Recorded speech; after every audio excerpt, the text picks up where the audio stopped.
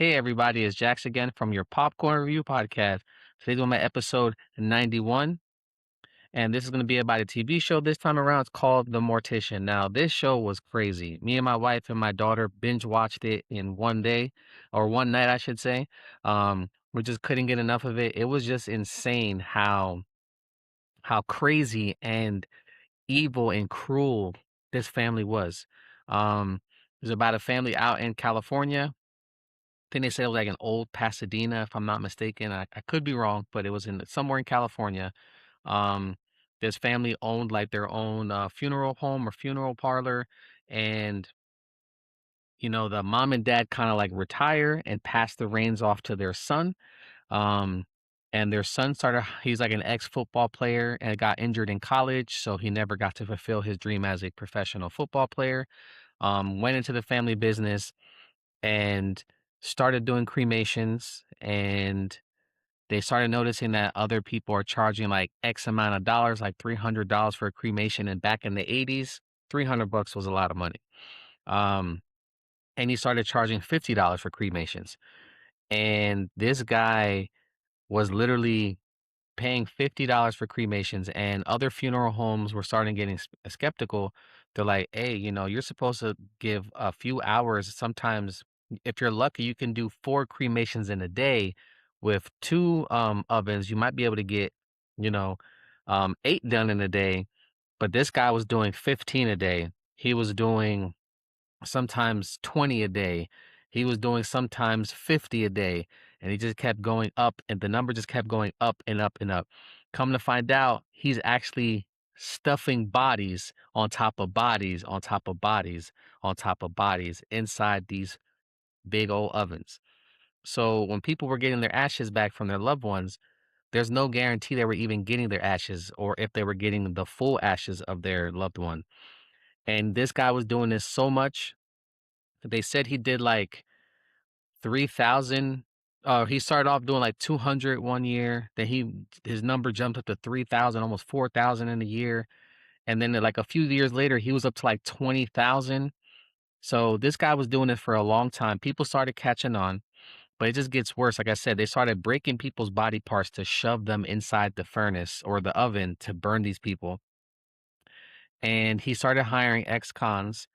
They were kind of like, they even said it during the documentary that they were high on the job all the time. They were being paid to do things that they wouldn't have gotten paid for at another job. They were getting paid like anywhere between 3 to 6 grand a month. Now, back in the 80s, 3 to 6 grand a month is a lot of money. So these guys are ex-cons making 3 to 6K a month.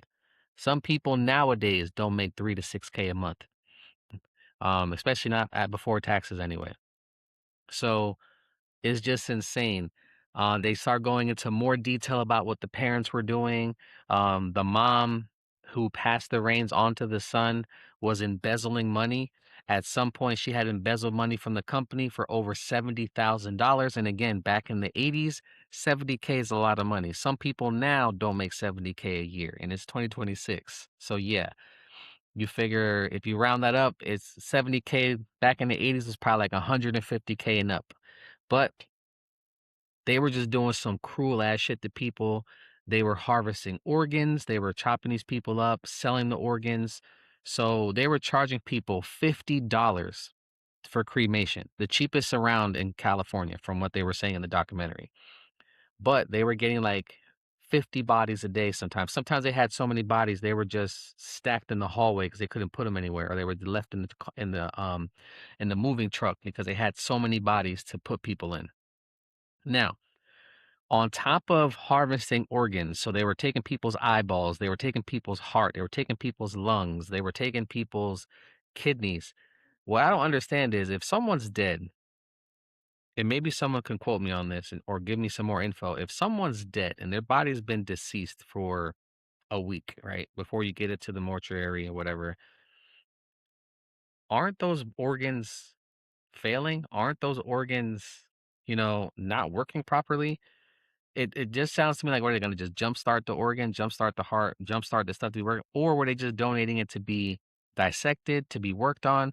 Because they were saying that they were getting $50 to do the cremation, but they were selling organs anywhere between $50 up to thousands of dollars. They said at one point they were harvesting so many organs, they made like almost $1 million one year, like $750,000 for harvesting organs. Again, how do these things work if the body that they were attached to have been dead for a couple days, week, whatever the case is? That part I didn't understand. But again, they were harvesting organs.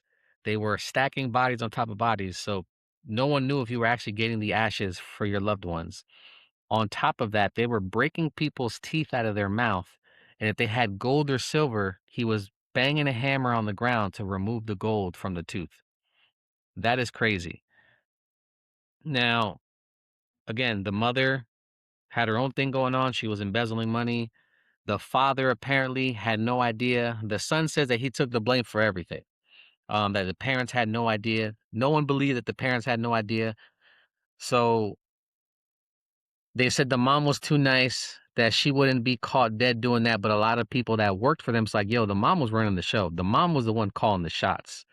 Like the father was taking the gold out of people's mouth before the son was doing it. And the son was like, he was like getting off on breaking people's teeth. Like some of the guys that worked for him, some of the ex-cons were like, yeah, he would walk up to somebody, smack him across the face. I'm like, what made you die here? Why are you staying on my table? Like he would just be ragdolling people's bodies around like they meant nothing to them. You know, they were to them it was just another dollar. Now, the crazy thing about it is the only reason why they got caught is because one of the ex-cons was getting high one night and left the oven on too long and the mortuary burned the fuck down. So the two ovens they had, that building was a small building, completely burned down. Did that stop them? No. You think it would stop them, but it didn't. These motherfuckers ended up renting like a I would say like a hangar or a warehouse space, if anything, just an empty warehouse space, built some homemade ovens. And they were now, instead of doing 5 to 20 bodies a day or a burn, they were doing up to 200 bodies in a day. And the only reason why they got caught is because someone who worked in one of the other warehouses nearby was an ex like Marine or an ex kind of like ex-military person, and they smelled burning flesh, something that they dealt with while they were in war, and they reported it. They busted the doors down, found out that they were doing this illegally in a warehouse because one, the mortuary is one thing, but this was another thing. Like this building wasn't set up to do what y'all was doing. And again, he had a couple guys working for him, maybe like 4 to 5 guys. He used them as muscle to like intimidate other mortuaries or other funeral homes to kind of like step off so they wouldn't lose their money or lose what's going on. It was just really crazy personally. This show was insane. Um, the son had no remorse.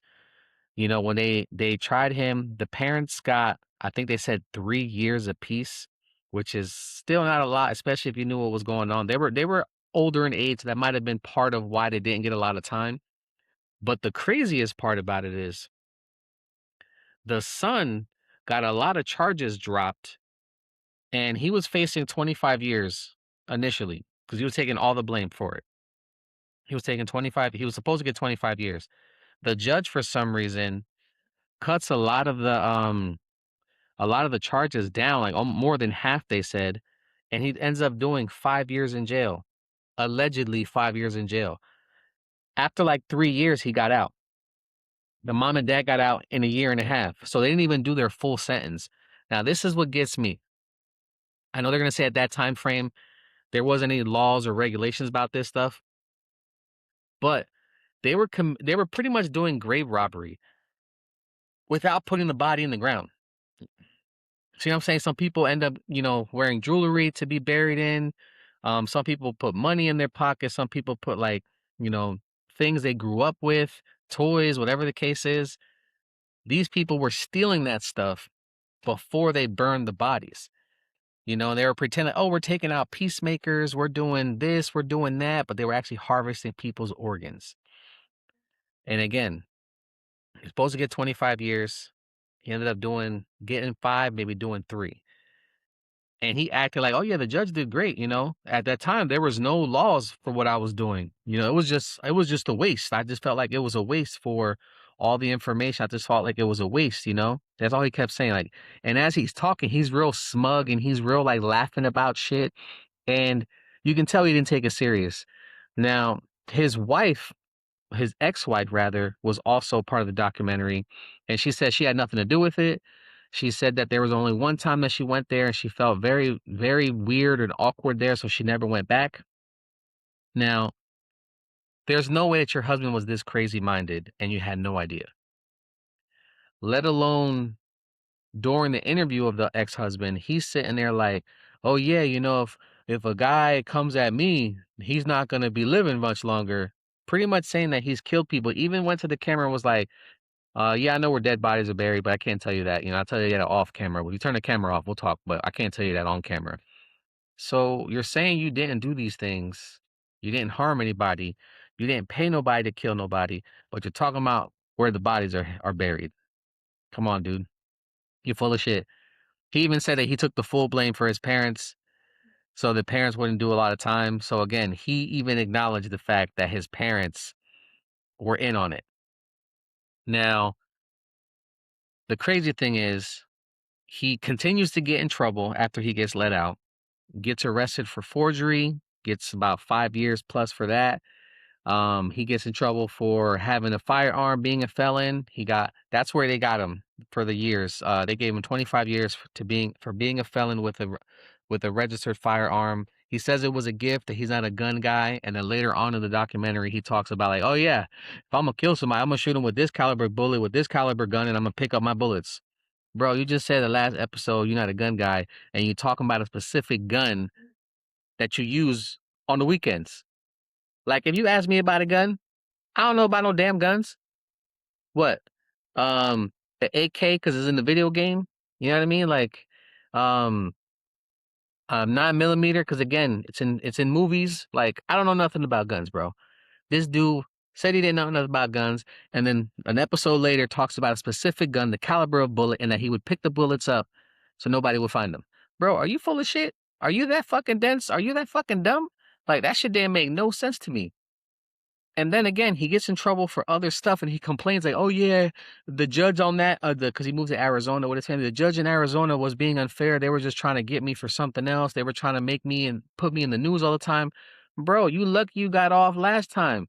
This judge actually did something. You should have been in jail in the first place. You should have done life in jail. You were fucking destroying people's bodies just to make money, bro. Like, this is crazy to me that you even think that you were unjustly put in jail for having a firearm. Bro, one, that's a law, and two, you lucky you wasn't in jail for life for what you did a few years before. So stop complaining. You got off. There's some people, the first thing I thought about, there's some people that are in jail now that were in jail for selling weed, smoking weed possession for 20 years plus. And you got this guy who was harvesting organs without the parents, without family's consent, breaking people's teeth, stacking bodies on top of bodies, and he got 5 years for that and then got out in 3. Man, shut the hell up with that. That is crazy to me. And you complaining. Then they asked him like, "Oh, does your ex-wife and kids talk to you?" No. Does your mom talk to you? No. So he cried about his father and grandfather dying and his grandmother dying before he got out of jail. And then he wasn't even upset about his ex-wife and his kids and his mother that don't talk to him. Had no, like, he was crying 1 minute and then the next minute, yeah, they don't talk to me. There's no relationship with them. How you go from sobbing one moment to nope, there's no relationship with them. They completely left me alone. Now, why did the mom separate herself? She didn't want to be burdened. Once the father passed away, she didn't want to be burdened with her son no more. Now again, they made it look like the mom was the ringleader, at least from what other people were saying that were part of everything, but we really don't know. Now again, this is The Mortician. This is on HBO Max. Crazy ass. I don't even know how to rate this. It had my interest. Honestly, I saw the preview and the trailer and I was like, wow, this shit is crazy. I'm gonna give it a 10.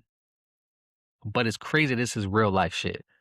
They said because of what he did back in the 80s and 90s, they changed the laws so people wouldn't do what he did to everyone else. They said the laws for mortician and cremation and burials is so strict now because of this guy that people can't get away with anything. It sucks that someone got away with it for a few years before he got caught, but crazy as hell. Like I just can't fathom the fact that people are mourning their families, and then you have this evil, sick, sadistic motherfucker doing shit like this to people. Again, harvesting organs, stacking bodies on top of bodies, breaking people's teeth to steal the gold out of it or silver out of it, stealing people's jewelry. Like they said, they had like a old school wire hanger that you get from the dry cleaners, and across he had everyone's ring that they would burn, steal the gold, and then sell it or wear it. And again, when they asked all these individuals that worked for him, would you do it again? Yeah, the money was great. $3 to $6,000 back in the 80s and 90s. That's a lot of money. The mom embezzles over 70K. That's a lot of money. They made over $750,000 harvesting organs. That's a lot of money. Like, if he was paying his workers $3 to $6,000 a month, he had to have been making millions of dollars in those few couple years that he was doing that. Crazy, crazy, crazy. Evil and sadistic people. Like I said, give this documentary a 10. Don't know if you guys are into documentaries, but I sure am. This is one that really caught my attention. Again, The Mortician is on HBO Max. I give it a 10. If you guys want to watch it, give it a try. Thanks for watching, guys. Have a great one.